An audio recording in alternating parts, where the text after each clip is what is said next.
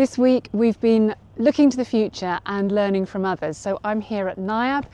We've just had a workshop that's been hosted by NIAB and organised by ADAS, looking at the AKIS or AKIS, the Agriculture Knowledge Innovation System. And this isn't a new phrase, but it's one that seems to be gaining more traction. Is it the same as an innovation ecosystem? Possibly, possibly not, but we've been talking about what are the key elements, who are the key actors of this AKIS, and hearing from other countries. And we heard from Ireland, where Teagasc has been really very clear on what the mapping of the actors involved in this system would look like, and how you bring together research, advice for farmers, business services and support for the industry. So all very inspiring stuff. I heard the very best description of the sanitary and phytosanitary implications of the dynamic alignment with the EU from Hazel Doonan from AIC. So thank you so much, Hazel. And if you'd like to know more about this, can I suggest you talk to Hazel, because she gave a beautiful overview as to what the implications are.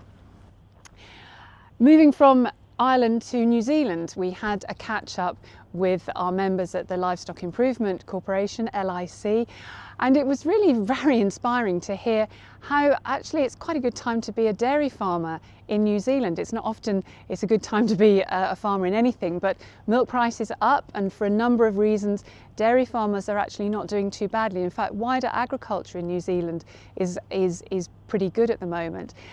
So it was great to have that catch up, and I was also struck, so we've mentioned Ireland and New Zealand this week, and Minette Batters in her talk at REAP specifically picked out those two markets because she pointed out that when it comes to calculating GDP, in the UK it's about 0.6% of GDP is contributed by agriculture.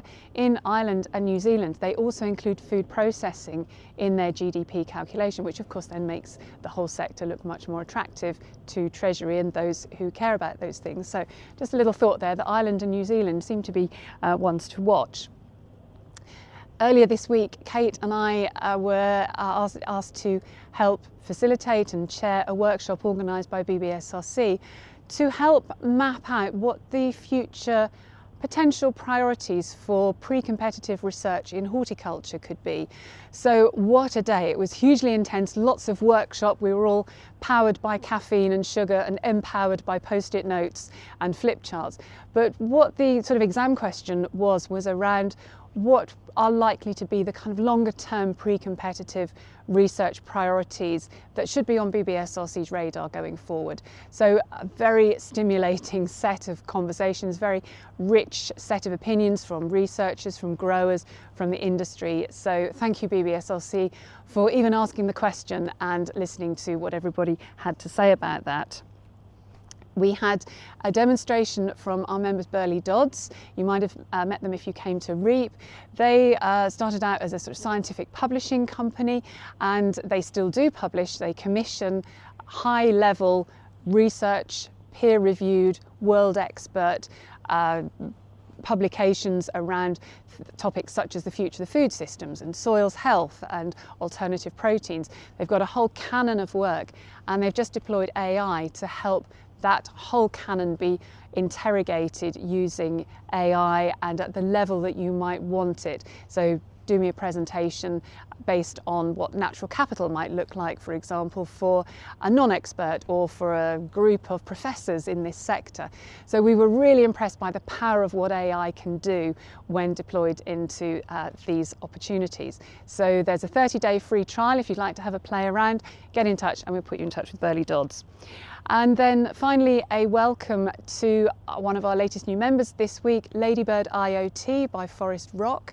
This is a company that's deploying LoRaWAN-enabled agri-sensors, so temperature, humidity, leaf wetness, all sorts of parameters that help give farmers those real-time insights into crop performance and actionable insights that might be needed. So Peter and Michael, you're very welcome. We're very much looking forward to working with you and joining the community. So that will do for now. I think it's gin and tonic. Actually, it's hot chocolate time because it's blooming cold. Okay, have a lovely weekend. See you next week. Thanks for joining us for this week's Agri-Tech Update. Subscribe, share and stay connected. And don't forget to sign up for our newsletter to get the latest innovations straight into your inbox. See you next week.